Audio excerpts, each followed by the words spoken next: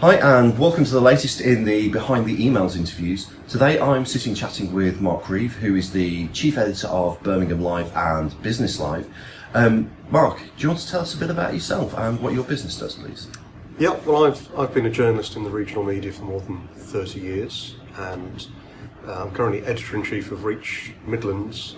We publish local news websites and newspapers all across the Midlands from here in Birmingham, as far as Stoke in one direction and Leicester and Nottingham and Derby in the other.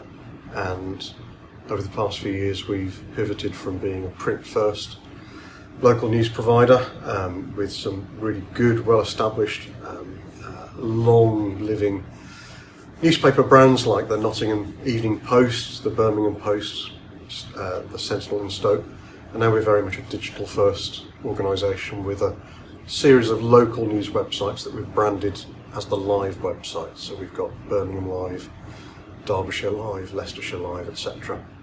And while I'm responsible for the Midlands, we have very similar regions in other parts of the country, up in the northwest, in Liverpool, Manchester, down the southwest, Plymouth, in Cardiff, up in Newcastle and beyond. Reach plc is the biggest local news publisher in the UK, and interestingly, online, we're the largest online publisher. We beat Mail Online, and we're sort of equal placing with the BBC, Facebook and eBay in terms of our online penetration.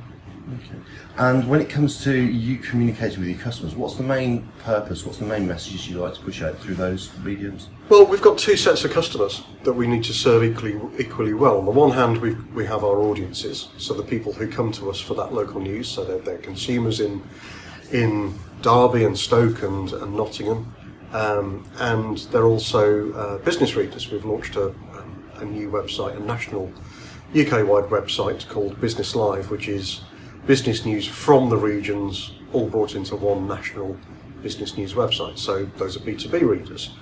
On the other hand, we also have our commercial customers, so those people who use our channels to transmit their messages through advertising. That'll be advertising on the site, it could be through affiliate marketing, it could be advertising in the newspapers as well, clearly, which will remain a very big and important part of our business. So we have those two different sets of customers. We have the readers and we have our clients, advertising clients, and email is used very, very distinctly and very specifically for both sets.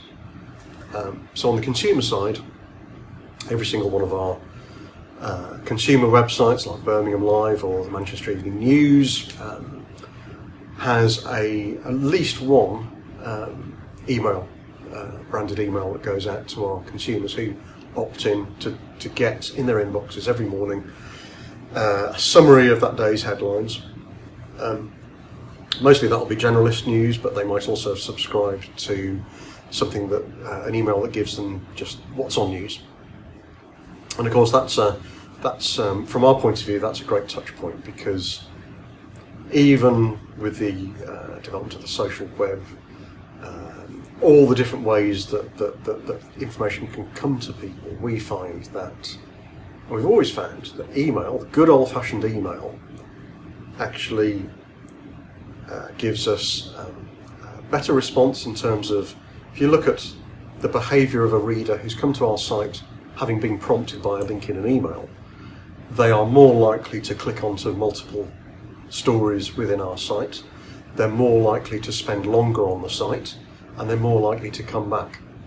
So that email mechanism unlocks loyalty to us, and it also means that we have a much more proximate relationship with those readers than those relationships that have to go through your Facebooks and your Googles, where you're not the only person in that relationship. With email, it's direct. It's one-to-one, effectively. More personal. Yeah. When Facebook are Googling it, you're in a bit of a love triangle. It's not a very comfortable place to be because there are too many other variables. So we see email with the consumers as a really key part of taking them on a journey from an infrequent, unengaged sort of casual visit to the sites email is part of that overall journey that we're really keen to take our readers on, to get them to be absolutely focused and actively deciding to visit the site because it's giving them what they want. And email is an essential part in that building block to get them through that funnel, and it works tremendously well. I think one of the most interesting things you've just mentioned, lots of things you've mentioned, but one of the most interesting things for me is that you said that when they come through email, they actually spend more time on the site because it's more personal. Is there would you say you communicate differently in the messaging email rather than social media? Yes, we do, because it's really important to put yourself in the mind of the consumer or the reader that you're trying to reach at any one time. They're doing two very different things, and therefore you need to bear in mind that the consumer is in a different frame of mind, they're in a different context. When somebody's already subscribed to an email, they're making a bit of a commitment to you, and therefore you can make assumptions about their level of interest in what you have to offer. And that's very different on social, which is you're competing with Facebook, or you're competing with Twitter or Instagram or any of those platforms, and you're competing with everybody else who's on those platforms as well, and therefore having to shout quite loudly to get noticed, to wave your arms in the air, and to get people to stop and look at what you've got to say, and then follow that breadcrumb trail, hopefully back to our website, which is the goal that we have. So, the way we do headlines, the images that we use are going to be designed for those environments, for the Facebook environment and the Twitter environment. When it comes to email, people have already made that statement. They've said, yes, I'm interested in what you do. They'll probably have sampled it before and thought, it's worth my investment to entrust this organisation with my email address, and for them to have the privilege of sending me an email every morning. And therefore, yes, we will select different stories. So not every story will go in the email. We'll think about what the act of subscribing to our website email is telling us. It's saying, if they're subscribing to the BirminghamLive email, that's somebody saying, I'm really interested in what's going on in Birmingham. I'm committed enough to have an email every single day into my inbox that I want to learn stuff out. So I think that makes them someone who's more engaged in the community, who is more interested in probably more issue-based content, rather than the sort of the drive-by, what's on Coronation Street, the sort of trivial stuff, which is great, it's entertaining, but that lives on social. This is someone saying, I'm going to make time for you, so you've got to give them something of value. So the stories are going to be more serious in tone, they're probably going to be longer, the headlines are going to be probably more direct, just to help people navigate their way through, find what they're interested in that email. And it's all part of that engagement curve to get people into to make that investment, to come through to the email, and to become what we already see. Those people who subscribe to emails tend to be more engaged. They tend to come back more often, stay for longer, read more stories, and start a longer relationship with us. I think you were mentioning earlier to me that when people come in via email, they actually come and spend more time on the website. Yeah. How far do you tend to see them digging down into the website? Well, the average viewer, coming from any sources, from Google or anywhere else, will probably, it's unlikely they're going to click on any more than 2 more stories. Once they've come in for the story that attracted their attention out in social, if we get a second article view out of them, we're very happy. They're very unlikely to click on a third. An email visitor is likely to click on at least 5 stories once they've come in. And that's really important to us, because our business model in terms of online news is each page view, every minute that somebody spends on the site, that allows us to surface our advertisers' messages to those consumers. So, it's the golden fleece for us. It's what we really aim at, is to get people in, to delight them, to interest them, and to engage them, to keep them in the site for as long as possible, because that allows our commercial partners to come along for that conversation as well, and to get get in front of those consumers commercial messages that are hopefully equally as interesting as our editorial ones. So that's quite interesting. Do you have, do you know any metrics around what your return on investment is between email against social? That's a good question. I couldn't quote you anything off the top of my head, but on the basis that, we certainly have a metric that we know in general how much money say 1 million page views will generate for us through what you call programmatic advertising, the commodity advertising that sort of circles around the web looking for somewhere to live. So if you exclude even the very specific high value local advertising that we sell as well, we know that there's a base level of revenue that we get from all of our page views, and of course, therefore, email customers are worth more to us than are those customers that are coming from other sources, because they are better engaged. So therefore, we're able to deliver more article views, more page impressions per email visitor than we are per Facebook visitor or Google visitor. Okay, right. And since I completely get what you're talking about how email has more value, how do you go about converting people from social, which is obviously where you're capturing this data, how do you drive them to become an email subscriber? Well, we're very lucky in that we have multiple ways to refer people to our site in the first place. So email sits at a very particular place, but there's in terms of that engagement funnel, yes, we are collecting readers from all the social platforms, from Google, from Bing, from Yahoo, even now, as well as other referrers across the web that some are more obscure than others. And therefore that means that we've got millions of people coming into our websites every hour. And if you look at the architecture and the design of our websites and the article design, at appropriate points there are options to sign up for the emails. So it's all contextual. So clearly, if you're coming in for an Aston Villa story, most of our Aston Villa stories will have just a little slug in there saying subscribe. It'll describe what the benefit is, which is be first with all the gossip and the transfers and the manager statements for Aston Villa by signing up to our email. So it's very important to be very specific about the benefit that people are going to get. So we have football club specific emails, we have business news specific emails, general news, what's on news, entertainment.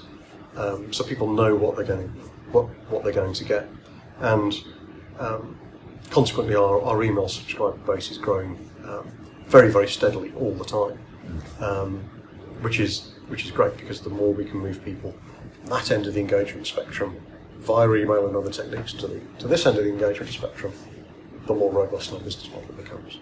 Okay, and you mentioned in the football page you use a little slug which says get the latest gossip transfers. Yeah. Are there any other mechanisms you use when you're talking about different areas of the business? In terms of the other subject areas? So as in the mechanism of getting somebody to sign up to you. So do you just use that single line of text, or have you gone down the route of pop-ups, or do you have sign-up forms on pages? Yeah, we have a very quick, friction-free sign-up slug. Literally says put your email address in here. Then that's followed up with a sort of a preference center email that then qualifies that. But essentially, we've then captured that data, and then that starts that onboarding for each of those people who sign up, and they makes it very easy to sign up, makes it very easy to sign out, makes it very easy to stop, and there are an absolute minimum number of stages in that, and yeah, we'll surface that opportunity to sign up to emails at different points in different articles, depending on what the issue is and what the story is, how long the story is, and we're getting more scientific, in fact, across the whole of Reach about understanding the psychology of how people go through a story and how we need to minimise intrusive ads and intrusive other elements in that in order to keep people engaged for as long as possible. It used to be a little bit finger in the air. What does it feel like? Now we're much more data-led about literally tracking how far down an article people read, where the drop-off starts to come, what other things you need to put in front of people to sort of encourage them to either stay in that article or move on. And the email sign-up is one of those. Is one of those things. And we particularly exploit where we have a big breaking news story. So a football manager getting sacked, or Jackie Land Rover making a big announcement, or something hard, some big news event that everyone's interested in. It could be a road accident, it could be something criminal. We all recognise that that's an opportunity because lots of people will be coming in specifically for that story. That's an opportunity for us to give that increased or that new and increased audience the opportunity to sign up for more information.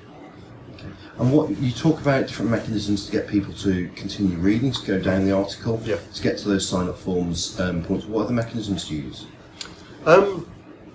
We outside of our platforms themselves, we will run continuous social campaigns that get people directly to the email preference centre. So in social, we will put out very, very simple messages through Twitter, Instagram, Facebook and other platforms that don't take people necessarily to our site, but talks about the benefit of signing up to an email.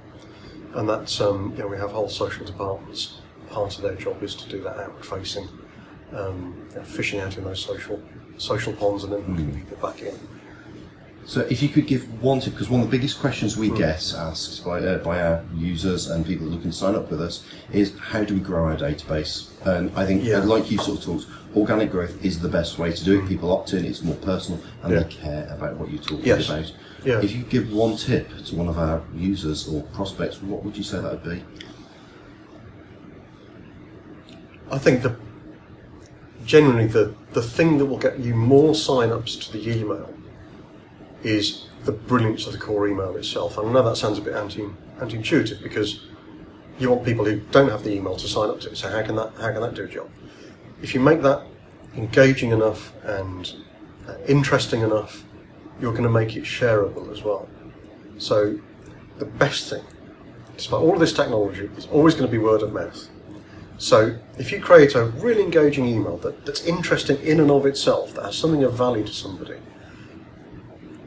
everybody, if they then share that with one or two other people, that will probably have an 80% conversion. And that will only be done because the quality of that information is compelling and people say, well, that's good, I'm going to have to share it with Joe, Mary and Steve because it's really interesting. That endorsement will do it. And the reverse is true as well. You can have the most efficient CRM-led campaign. You might buy in a load of email addresses, which has its role. You might go out and absolutely dominate social and LinkedIn and everything else. You might have hundreds of people coming to your email, but if that email doesn't actually fulfill the promise that you've marketed, then the reverse is going to be true. People will then actively tell people how rubbish it is. So everything has to be in the quality of that message, how sincere it is, how much it fulfills. Well, it's got to fulfill completely the promise that you're putting out there. Subscribe to this and you will get X. If it's a milligram off that promise, then it's not going to work. If people get in there and think it over-delivers, what a fantastic experience it is. It's worth an investment of their 1 minute to read it, 2 minutes to read it, and even more. Then that email itself will then do way more to get you more subscribers than all the other bits and pieces. If all the other bits and pieces are in place and the email is brilliant as well, that's the sweet spot, surely, isn't it? Because everything then works together. I think one of the things you talked about just before we started interviewing is how that you get some of your editors and actually start sending out really personal emails to segments of your database. Can you tell me a bit about that, please? Yes. Because of the scale of our operation, most of our emails are what I call semi-automatically created, in that our process will go into our website, it will look at a certain section, and it will collate the stories in that section into that email, and therefore we edit that section each day, knowing when that quote scrape happens, and make sure that the right stories are there and the right headlines are there, which is great. But I think the next step on that engagement funnel is something that's way more personal and one-to-one in feel and intent. And therefore more and more of our editors, or our sports editors or business editors, are creating what we call curated emails. Now clearly that's not every day, but it's a letter from me as an editor to you as a reader. It's conversational in tone, it's certainly more informal in tone, but it's saying, look, here are some things that I think are really interesting. Let's have a debate about it. These are things that I think are going to be really useful to you. And those are clearly way smaller scale, but the engagement then is pretty high. And I think that's where you've got to be a lot better.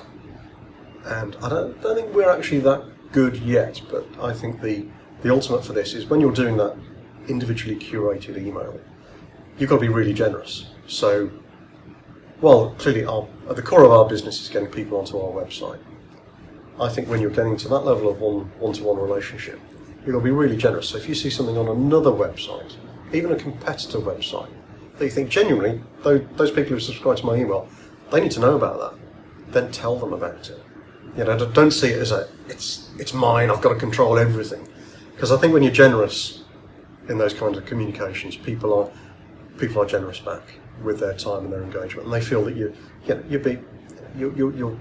dealing with them on a really authentic way. Because you're not always trying to grab them into to fulfil some kind of behaviour that only benefits you. It's not about, from what I understand you're saying, it's not about trying to sell to them the whole time. It's about absolutely. adding value and getting them to engage and love it, and them choosing to buy into you. Yeah, because what you want is your customers, your readers, to just think how useful you are, how helpful you are. Yeah. So be useful and helpful. Brilliant. Because they're going to come back. Mark, thank you very much for your time this morning, and hopefully you'll get a few people sign up. What's the address where they can sign up to your newsletter? Well, there are two. If you go on to BirminghamLive.co.uk for Birmingham news, if you're interested in Birmingham, or business-live.co.uk if you're particularly interested in a variety of sectors of business in the West Midlands and around the country as well. Either of those could be a good place to start. Brilliant. Mark, thank you very much, and we'll catch up with you again soon. Thank you. Thank you.